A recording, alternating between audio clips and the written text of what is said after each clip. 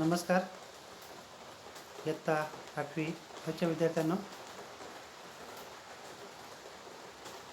तुम्हा सर्व 8वी च्या विद्यार्थ्यांचं मी घोरट सर प्रथमतः मनापासून तुमचं स्वागत करतो आणि आपल्या मराठी विषयाला शिकवायला मी सुरुवात करतो. विद्यार्थी मित्रांनो, तुम्ही 7वीपर्यंत शिकलात. आता 8वीला तुम्ही यावर्षी आलात, परंतु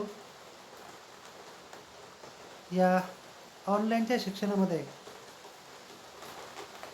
तुम्ही जे शिक्षण घेत आहात त्या शिक्षणात मी तुमचं पुनश्च एकदा मनापासून स्वागत करतो. आपला मराठीचा जो विषय आहे त्या मराठी विषयामध्ये एकूण 4 भाग आहेत. पैकी आपला जो पहिला भाग आहे त्या पहिल्या भागामध्ये आपल्याला हे पहिले गीत आहे, भारत देश महान हे गीत आहे. एक स्फूर्तिगीत आहे. ही प्रसिद्ध एक काव्यरचना आहे आणि हे देशभक्तीपर गीत आहे. या देशभक्तीपर गीतामध्ये लेखक माधव विचारे यांनी हिमालयाच्या शिखरांची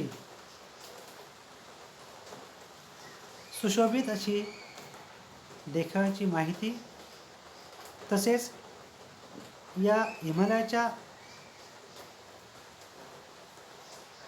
उगमापासून हिमालयापासून गंगा आणि यमुना या नद्यांचा उगम कशा प्रकारे झाला आणि त्यांनी आपल्या या भारत देशाला कशा प्रकारे शौर्य पराक्रम हे शिकवलं, असं हे या काव्यरचनेत आपण सविस्तर पाहूया.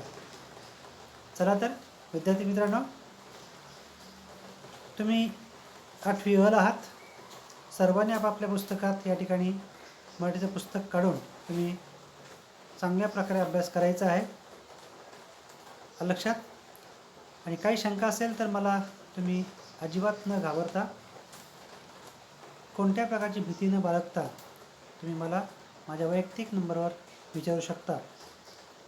तर आपण पाहूया इयत्ता 8वी अ ची मराठी विषयाची हे पहिलं गीत. गीताचं नाव आहे भारत देश महान आणि याचे कवी आहेत माधव विचारे.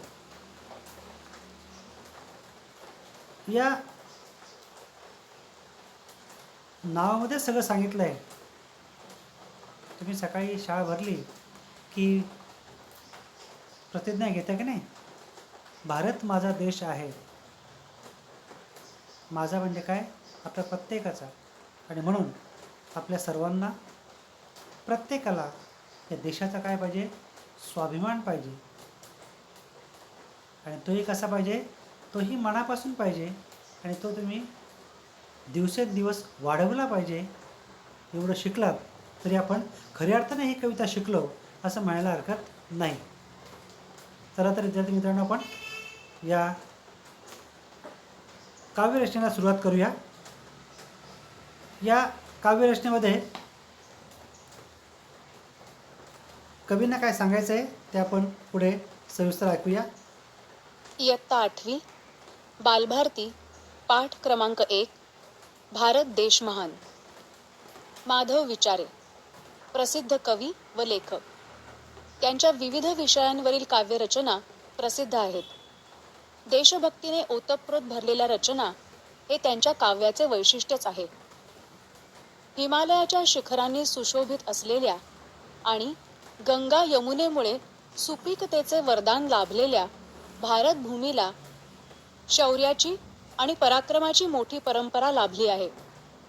प्रस्तुत गीतातून समता आणि विश्वशांती ही मूल्ये जपण्याचा संदेश दिला आहे. प्रस्तुत गीत हे गीतपुष्पांचा फुलोरा या संपादित काव्यसंग्रहातून घेतलेले आहे. आता आपण पाहिलं की आपले कवी आहेत माधव विचारे यांचा परिचय. ते प्रसिद्ध कवी आणि लेखक. त्यांनी अनेक प्रकारच्या विषयांवर काव्यरचना त्यांच्या प्रसिद्ध आहेत आणि देशभक्तीने ओतप्रेत भरलेल्या रचना हे त्यांच्या काव्याचे वैशिष्ट्य आहे. हा होता आपले या गीताचे कवी माधव विचारे यांचा परिचय. आता आपल्या कवितेत त्यांना काय सांगायचं आहे ते आपण पाहिलं. हिमालयाच्या शिखरांनी सुशोभित असलेल्या, नाही का, हिमालयाच्या शिखराने सुशोभित असलेल्या आणि गंगा यमुनेमुळे सुपिकतेचे वरदान लाभलेल्या भारतभूमीला शौर्याची आणि पराक्रमाची मोठी परंपरा लाभली आहे. आता यामध्ये हिमालय पर्वताची पण माहिती आहे, नाही का. गंगा आणि यमुना या दोन आपल्या देशातील महान आणि पवित्र अशा नद्या आहेत, त्यांची माहिती आहे. आपण ती थोडक्यात पुढे ऐकूया. प्रस्तुत गीतातून समता आणि विश्वशांती ही मूल्ये जपण्याचा संदेश दिला आहे. समता आणि विश्वशांती. आपला भारत हा सर्व धर्म समभाव या विचाराने आपण वागतो आहोत, आपण जगतो आहोत. आणि म्हणून या गीतातून समता म्हणजे काय, आपण सर्व समान आहोत,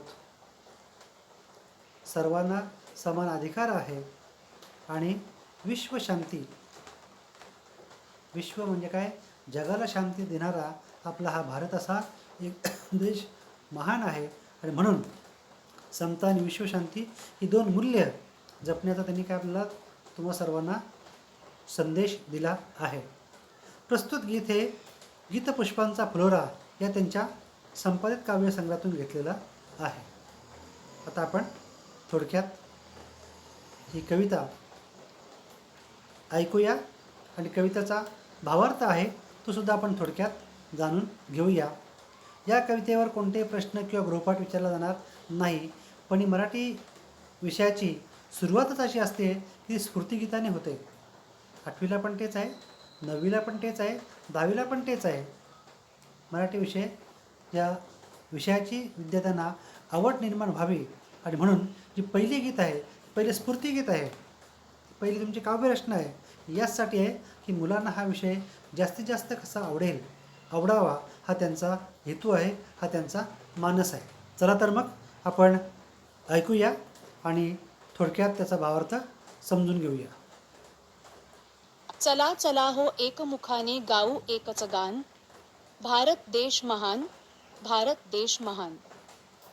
हिमालयाची हिमशिखरेती, भारत भूच्या शिरी डोलती, गंगा यमुना आणि गोमती, घालिती पवित्र स्नान.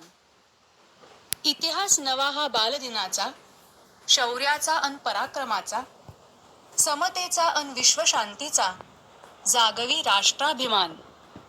शौर्याने जे वीरची लढले, रणांगणी ते पावन झाले, भारत भूचे स्वप्न रंगले, चढवुनी उंच निशाण. कवी म्हणतात की आपल्या भारत देशाला पूर्वीपासूनच महानतेचा वारसा लाभलेला आहे. आपल्या देशात स्वातंत्र्यपूर्व काळापासून अनेक थोर व्यक्ती होऊन गेलेल्या. पहिली ओळ आपण पाहिली. चला चला हो एकमुखाने गाऊ एकच गान, भारत देश महान, भारत देश महान. कवितेचा भावार्थ पुढे कवी सांगतात. कवी म्हणतात की आपल्या भारत देशाला पूर्वीपासूनच महानतेचा वारसा लाभलेला आहे. आपल्या देशात स्वातंत्र्यपूर्व काळापासून अनेक थोर व्यक्ती या देशामध्ये होऊन गेल्या, नाही का. म्हणजे भारत देश हा एक संस्कारमय देश आहे आणि या देशाला अनेक महान असे नेते होऊन गेले, थोर व्यक्ती होऊन गेल्या की त्यांचा वारसा या देशाला लाभला आहे. आणि म्हणून आपल्या या देशामध्ये आजच नाही तर स्वातंत्र्यपूर्व काळापासून म्हणजे आपला भारत देश 15 ऑगस्ट 1947 रोजी स्वतंत्र झाला, त्यापूर्वीसुद्धा आपल्या देशामध्ये अनेक थोर व्यक्ती होऊन गेलेले आहेत. त्यांची नावं सांगणं एवढा वेळ नाही, पण असंख्य व्यक्ती होऊन गेल्या की ज्यांनी या देशाला स्वातंत्र्य मिळवून दिलं. या अशा सर्वच थोर व्यक्तींना विनम्र अभिवादन. आणि म्हणतात, ज्यांनी हा देश आपल्याला स्वातंत्र्य करून दिला त्या सर्व स्वातंत्र्यवीरांचे आपण 15 ऑगस्ट आणि 26 जानेवारीला त्यांच्या कार्याची आपण काय करतो आहे, उजळणी करतो आहे. त्यांच्या शौर्याची आपण गाथा गातो आहे. आणि म्हणून या सर्व अमर हुतात्म्यांना आपण सर्व शतशः कोटी कोटी विनम्र अभिवादन करूया, त्यांचं स्मरण करूया. आणि ज्यांनी हा देश महान बनवला त्या सर्वांच्या चरणी नतमस्तक. आणि म्हणून असा भारत देश, या देशाला आज नाही ते म्हणतात तर पूर्वीपासूनच हा भारत देश कसा आहे, महान आहे. असं म्हणतात की भारत देशामध्ये पूर्वी सोन्याचा धूर निघायचा, म्हणजे एकंदरीत सोनं भरपूर होतं असं म्हणतात. आणि म्हणून या देशामध्ये अशा थोर व्यक्ती होऊन गेल्या. असं म्हणतात की दर 10,000 माणसांमागे एक महान व्यक्ती जन्माला येते. अशा असंख्य प्रकारच्या व्यक्ती भारत देशामध्ये होऊन गेल्या, आजही आहेत, यापुढे होतील. आणि म्हणून अशा महान व्यक्तींची आपल्या देशाला गरज आहे, आवश्यकता आहे, याचं आपण स्मरण ठेवूया. पुढे आहेत. आपला देश महान होता, महान आहे आणि महानच राहणार.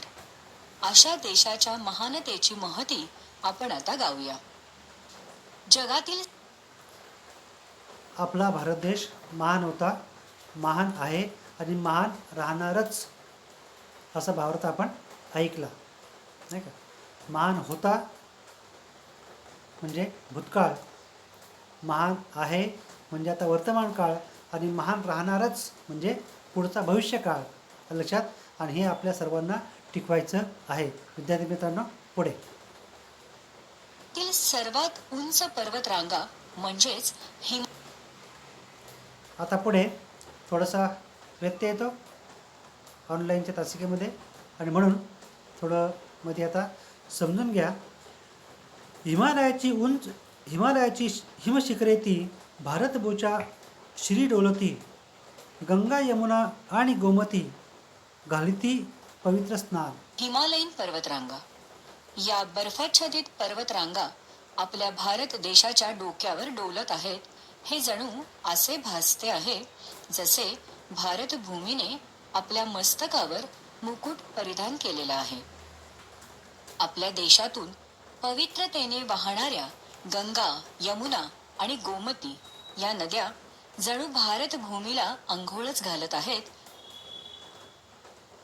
आता पुढे आपण ऐकलं, हिमालयाची हिमशिखरे ती भारतभूच्या श्री डोलती. आता विद्यार्थी मित्रांनो, हिमालय पर्वत, हिमालयाची हिमशिखरे ती नाही का. हिमालय पर्वत म्हणजे आशिया खंडात पसरलेली जगातील सर्वात उंच अशी पर्वतरांग म्हणजे हिमालय पर्वत होय. थोडं महत्त्वाची माहिती लिहून घेत चला. हिमालय म्हणजे काय की आशिया खंडात पसरलेली जगातील सर्वात उंच पर्वतरांग म्हणजे हिमालय पर्वत होय. संस्कृत भाषेमध्ये हिमालय म्हणजे बर्फ, हिम, जेथे वास करते ते स्थान. हिम ज्या ठिकाणी स्थान वास्तव करते ते स्थान म्हणजे हिम अधिक आलय असा अर्थ ते म्हणतात. जगातील सर्वच 8,000 मीटरपेक्षा जास्त उंचीची सर्वोच्च शिखरे या पर्वतरांगेत आहेत. किती? 8,000 पेक्षा जास्त उंचीची शिखरे हिमालय पर्वतामध्ये आहेत. हिमालयाच्या पर्वतरांगेची लांबी 2400 किमी आहे, त्यापेक्षाही जास्त आहे. यामध्ये हिमालयामध्ये भारत, पाकिस्तान, नेपाळ, चीन, अफगाणिस्तान आणि म्यानमार हे 7 देशामध्ये या पर्वतरांगा पसरलेल्या आहेत. लक्षात. हिमालय हा भारताच्या उत्तरेकडे पसरलेला हा सर्वात उंच असा पर्वत आहे. या हिमालयामध्ये गंगा, ब्रह्मपुत्रा, सिंधू, यांगत्सी या नद्या या हिमालयातून उगम पावलेल्या आहेत. तसेच हिमालयाच्या बाबतीत सांगायचं तर जगातील सर्वात उंच पर्वत शिखरे हिमालयात आहेत. 100 शिखरे हिमालयात असून सर्वात उंच शिखर माउंट एव्हरेस्ट हे आहे. लक्षात, हिमालयात काही महत्त्वाची धार्मिक स्थळे आहेत. ती कोणती आपण पुढे ऐका व्यवस्थित. हरिद्वार, बद्रीनाथ, केदारनाथ, गोमुख, देवप्रयाग, ऋषिकेश, कैलास, मानसरोवर, अमरनाथ आणि शाकंभरी ही हिमालयातील महत्त्वाची काय आहेत, प्रमुख धार्मिक स्थळं आहेत. हरिद्वार, पुन्हा ऐका, बद्रीनाथ, केदारनाथ, गोमुख, देवप्रयाग, ऋषिकेश, कैलास, मानसरोवर, अमरनाथ आणि शाकंभरी ही महत्त्वाची धार्मिक स्थळे हिमालयात आजही प्रसिद्ध आहेत. अशा हिमालयाची हिमशिखरे ती काय म्हटलं त्यांनी, हिमालयाची हिमशिखरे ती भारतभूच्या श्री डोलती. श्री म्हणजे काय, मस्तकावरच्या डोक्यावर, नाही का. भारताच्या उत्तरेकडे हा हिमालय पर्वत आहे, पश्चिमेला अरबी समुद्र आहे, दक्षिणेला हिंदी महासागर आहे आणि पूर्वेला बंगालचा उपसागर आहे. 3 बाजूला समुद्र आहे आणि उत्तरेला हा हिमालय पर्वत आहे. म्हणून कवी माधव विचारे म्हणतात की भारतभूच्या श्री डोळती, हा जो हिमालय पर्वत आहे, हा हिमालय पर्वत त्याच्या श्री म्हणजे डोक्यावर काय, हा हिमालय पर्वत डोलतो आहे, गर्वाने आपलं काम तो करतो आहे. याचा आपल्या सर्व भारतीयांना काय आहे ते म्हणतात, गर्व आहे, स्वाभिमान आहे. पुढे म्हटले, गंगा, यमुना आणि गोमती घालिती पवित्र स्नान. एक आता पुढे या नद्यांची माहिती. विद्यार्थी मित्रांनो, या नद्यांना सुद्धा खूप महत्त्व आहे. या नद्यांच्या बाबतीत सांगायचं तर गंगा नदी, आपली ही जी गंगा नदी आहे, ही गंगा नदी भारत आणि बांगलादेश यांच्यापासून 2704 किमी लांब म्हणजेच 1680 मैल ही नदी पसरलेली आहे किंवा नदीची लांबी आहे. हिमालयाच्या उत्तराखंड आणि दक्षिण व पूर्व अशी ही हिमालयातून ही नदी गंगा नदी वाहते. गंगा नदीच्या मार्गावर राहणाऱ्या लाखो लोकांसाठी एक जीवन रेखा आहे. जीवन रेखा म्हटलं म्हणजे काय, ती जीवन लोकांचं बदलू शकते. लोक या नदीच्या पाण्यावर आपला जो उदरनिर्वाह आहे, जीवन जगण्याची पद्धत आहे, ती बदलू शकतात. पण शब्द पडला आहे जीवनरेखा आहे. गंगा ही पवित्र नदी असून हिंदू धर्मात गंगा देवी म्हणून तिची पूजा केली जाते आणि त्यामुळे या गंगा नदीच्या बाबतीत आपण माहिती पाहतोय की गंगा ही नदी पवित्र असून तिची आपण गंगा देवी म्हणून पूजा करतो. गंगा नदी ही प्रयागराज, ढाका, काशी, कोलकाता, मुर्शिदाबाद, मुंगेर, पाटलीपुत्र आणि बऱ्हामपूर, सारंगाव ही शहरं या नदीच्या काठाजवळ वसलेली आहेत किंवा या शहरांना या नदीच्या पाण्याचा उपयोग सारखा होत असतो. लक्षात. आणि त्यामुळे ही शहरं पुन्हा एकदा ऐका. गंगा नदी ही प्रयागराज, ढाका, काशी, कोलकाता, मुर्शिदाबाद, मुंगेर, पाटलीपुत्र, बहरामपूर, सारंगाव या शहरांच्या बाबतीत ही नदी अत्यंत उपयुक्त आहे. ही शहरं या गंगा नदीच्या काठावर वसली आहेत असं म्हणायला हरकत नाही. आणि म्हणून आपल्या देशातील सर्वात मोठी आणि पवित्र अशी ही गंगा नदी, या गंगा नदीच्या पाण्यामध्ये माशांच्या अंदाजे 140 प्रजाती आहेत. या गंगा नदीच्या या संपूर्ण पात्रामध्ये 140 माशांच्या प्रकारच्या काय प्रजाती आहेत. तसेच उभयचरांच्या 90 जाती आहेत. विद्यार्थी मित्रांनो, आपण ही माहिती पाहिलीत की गंगा नदी हिचं कार्य, तिची महती, तिचं स्थान आपल्या भारतीयांसाठी किती महत्त्वाचं आहे, किती शहरांचा विकास ती करून पुढे समुद्रात जाऊन मिळते, ही माहिती आपण पाहिली. गंगा, यमुना आणि गोमती, दुसरी नदी आहे यमुना, नाही का. आता यमुना नदीच्या बाबतीत सांगायचं तर यमुना ही भारतातील मोठी नदी आहे. यमुना नदीचा उगम हिमालयात झाला असून ती अलाहाबाद येथे गंगा नदीला जाऊन पुढे मिळते. यमुना नदीच्या काठावर दिल्ली, आग्रा, मथुरा, इटावा ही प्रमुख शहरं आहेत. लक्षात. आपण आज दुसऱ्या नदीची माहिती पाहतोय. नदी आहे यमुना. यमुना नदी की हिचा उगम हिमालयात झाला असून अलाहाबाद या ठिकाणी ही यमुना नदी गंगा नदीला जाऊन मिळते. आणि या यमुना नदीच्या काठावर दिल्ली, आग्रा, मथुरा आणि इटावा ही प्रमुख शहरं वसलेली आहेत.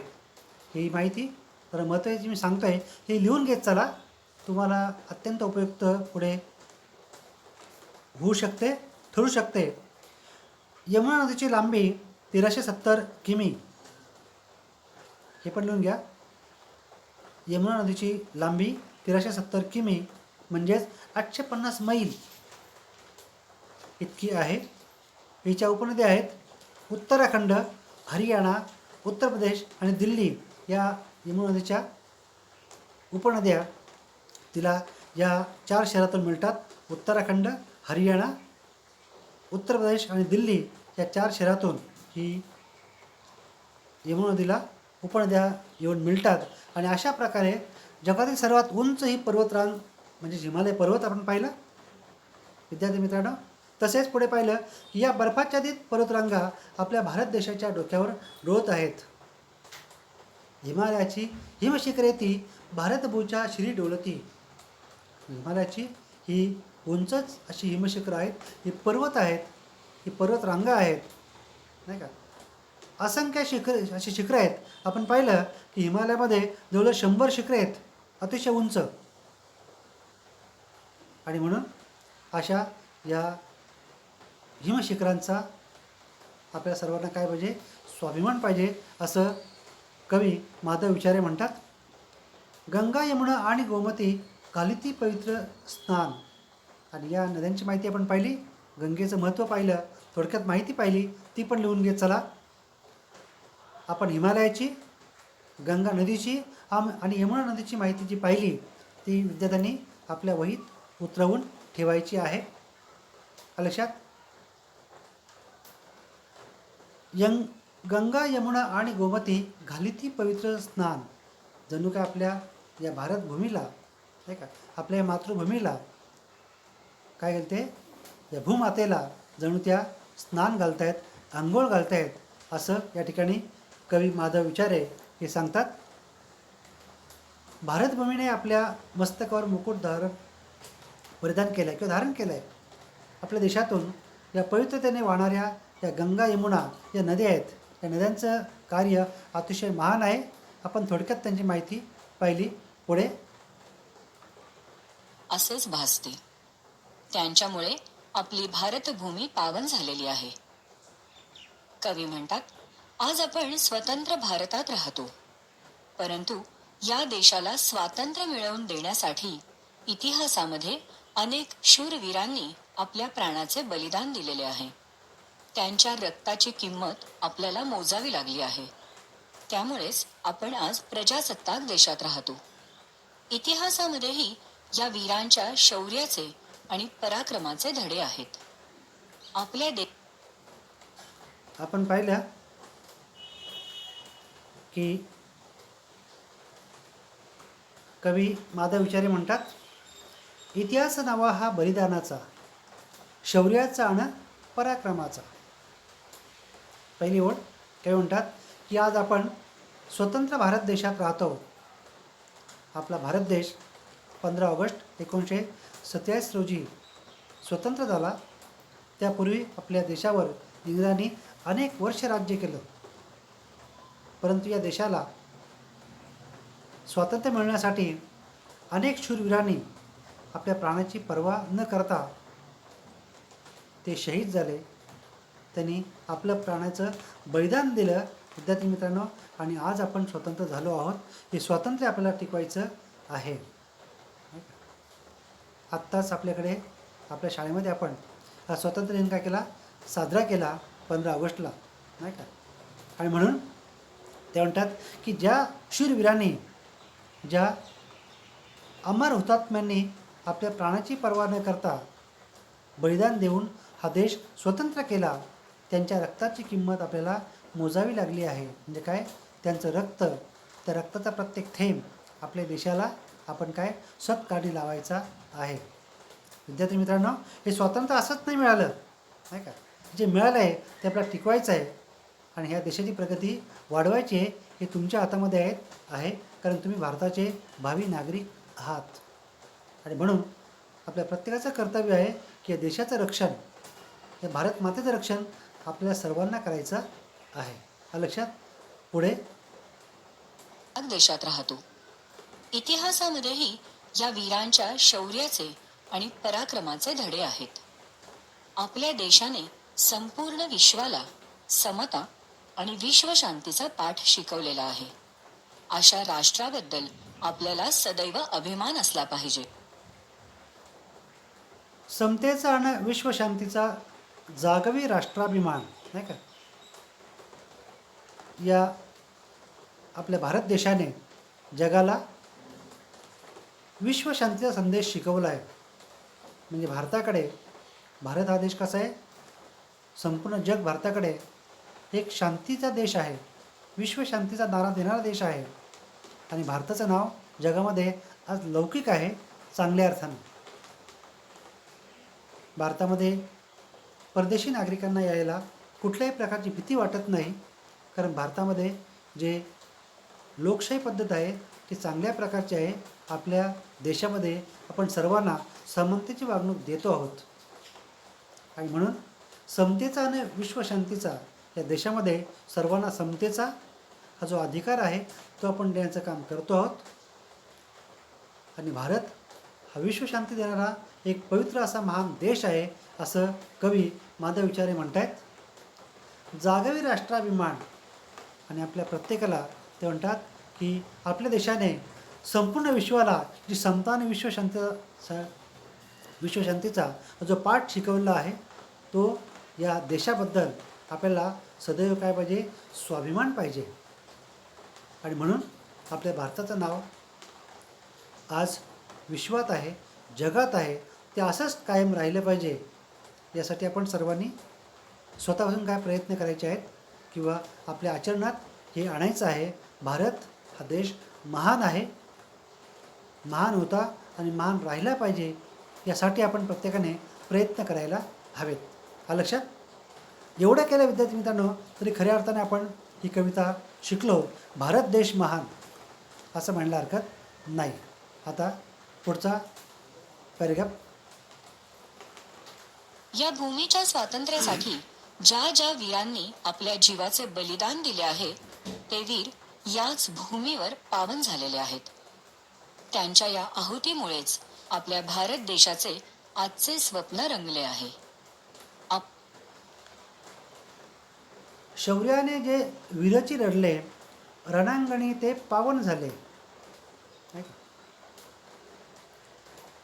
या भारत देशाला जे स्वातंत्र्य मिळाले आपण मगाशी पाहिलं ते विद्यार्थी मित्रांनो असंच मिळालं नाही. त्यासाठी बऱ्याचशा शूरवीरांना आपल्या प्राणाची आहुती द्यावी लागली. बलिदान द्यावं लागलं. असंख्य शहीद आपले भारतीय झाले, हुतात्मे झाले, फक्त कशासाठी? या भारत भूमीसाठी. आणि म्हणून म्हणतात शौर्याने जे वीरचे लढले, ज्यांच्याकडे शौर्य होते, नाही का, फक्त देशाचा काय एक स्वाभिमान होता की देश स्वतंत्र करायचा आहे, हे शौर्य होतं. आणि म्हणून त्याने त्या शौर्याने ते लढले आणि या देशाला त्यांनी स्वातंत्र्य मिळवून दिलं.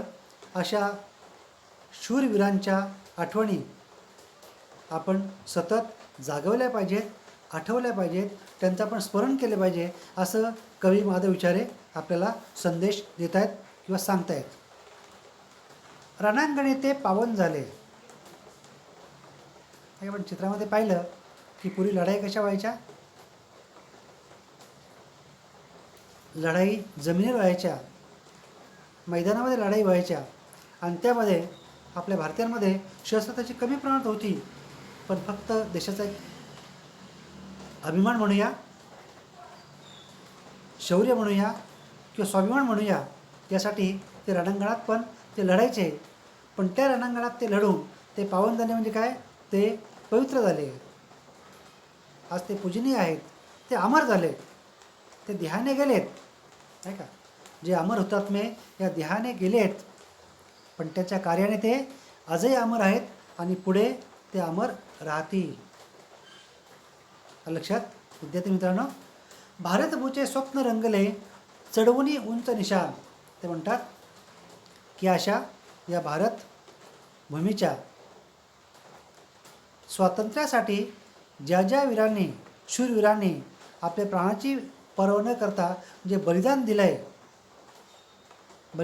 आहे, ते वीर याच भूमीवर पावन झालेले आहेत, अमर झालेले आहेत, नाही का. त्यांच्या या आहुतीमुळे म्हणजे बलिदानामुळे आपल्या भारत देशाचे आजचे स्वप्न ते म्हणतात आपण रंगवले आहे. आज भारताचं जे नाव लौकिक आहे तेच म्हणतात ते भारतभूचे स्वप्न रंगले चढवुनी उंच निशाण. आणि या देशावर जे निशाण आहे, नाही का, ते निशाण म्हणजे आपला तिरंगा, आपल्या भारताचं स्वातंत्र्याचं ते प्रतीक आहे. आणि म्हणून ते म्हणतात या निशाणाच्या बाबतीत आपल्या मनामध्ये काय पाहिजे? आदर पाहिजे, आपुलकी पाहिजे, जिव्हाळा पाहिजे आणि प्रेम पाहिजे, सहानुभूती पाहिजे. आणि म्हणून विद्यार्थी मित्रांनो, आपल्या भारताचं जे राष्ट्रगीत आहे ते सुरू झालं की आपण शक्य असेल तर उभं राहावं. मी पुन्हा सांगतो, शक्य असेल तर, नाही का, उभं राहावं. यातून आपलं काय, आपल्या देशाचा, या राष्ट्रगीताचा जो स्वाभिमान आहे या ठिकाणी आपल्याला दिसून येतो. अशा प्रकारे भारतभूचे स्वप्न रंगले चढवुनी उंच निशाण, जे आपले निशाण आहे, भारताचा ध्वज आहे, राष्ट्रीय सण आपण साजरे करतो आहे. 15 ऑगस्ट आणि 26 जानेवारी हे आपल्या देशाचे 2 राष्ट्रीय सण आहेत. आणि म्हणून विद्यार्थी मित्रांनो, आपल्या या 2 सणाबद्दल आपल्याला प्रत्येकाच्या मनामध्ये जो स्वाभिमान आहे तो दिवसेंदिवस वाढला पाहिजे, आपण तो जपला पाहिजे. पुढे आपले निशाण असेच अभिमानाने सदा उंच. आता पुढे त्यांनी सांगितलं की या भारतभूचे जे स्वप्न आहे, नाही का, शौर्याने जे वीरची लढले रणांगणी ते पावन झाले. भारतभूचे स्वप्न रंगले चढवुनी उंच निशाण. या भारत देशाच्या स्वातंत्र्यासाठी ज्या शूरवीरांनी आपल्या प्राणाची पर्वा न करता ज्यांनी बलिदान दिलं, अशा असंख्य अमर शहीद हुतात्मा वीरांना आपण पुनश्च एकदा विनम्र अभिवादन करूया. आणि त्यांच्या कार्याने ते आज अमर आहेत असं आपण म्हणूया. आणि या ठिकाणी आपली ही पहिली कविता म्हणूया, हे काव्यरचना म्हणूया किंवा स्फूर्तिगीत म्हणूया. भारत देश महान कवी आहेत माधव विचारे या ठिकाणी संपलेली आहे. या कवितेमध्ये तुम्हाला कुठल्याही प्रकारचा गृहपाठ नाही, तर विद्यार्थ्यांनी ही जी कविता आहे जी माहिती सांगितली, हिमालय पर्वत, गंगा नदी आणि यमुना नदी या 2 नद्यांची आणि हिमालयाची जी माहिती आहे ती माहिती तुम्ही ऐकून या वहीत, तुमच्या गृहपाठाच्या वहीत लिहायची आहे. आणि ही जी कविता आहे ही कविता तुम्ही एकदा चालीवर म्हणायची आहे आणि आपल्या वहीत ही कविता तुम्ही लिहून काढायची आहे. म्हणजे कविता लिहिणं, हिमालय पर्वत, गंगा नदी आणि यमुना नदी या नद्यांची माहिती तुम्ही पुस्तकात लिहिणं हा तुमचा गृहपाठ आहे. आणि हा गृहपाठ तुम्ही रात्री 7 ते 9 या वेळेत माझ्या वैयक्तिक नंबरवर पाठवायचा आहे. लक्षात, सर्व शिक्षकांचे वैयक्तिक नंबर तुमच्या त्या पहिल्या पेजवर दिलेले आहेत. शिक्षकांचे नावं आणि त्यांचे मोबाईल नंबर, तो विषय शिकवणारे शिक्षक, त्यांना प्रत्येकालाच संध्याकाळी 7 ते 9 या वेळेत तो गृहपाठ पाठवायचा आहे. तर आपला कोणता गृहपाठ आहे? हिमालय पर्वत, गंगा नदी आणि यमुना नदी यांची माहिती जी मी सांगितली ती थोडक्यात तुम्ही लिहा. आणि ही जी कविता आहे ही कविता एकदा तुम्ही लिहून गृहपाठाच्या वहीत लिहून मला 7 ते 9 या वेळेत पाठवायची आहे. हा होता गृहपाठ. तर चला विद्यार्थ्यांनो, पुन्हा आपली भेट पुढच्या तासिकेला. धन्यवाद.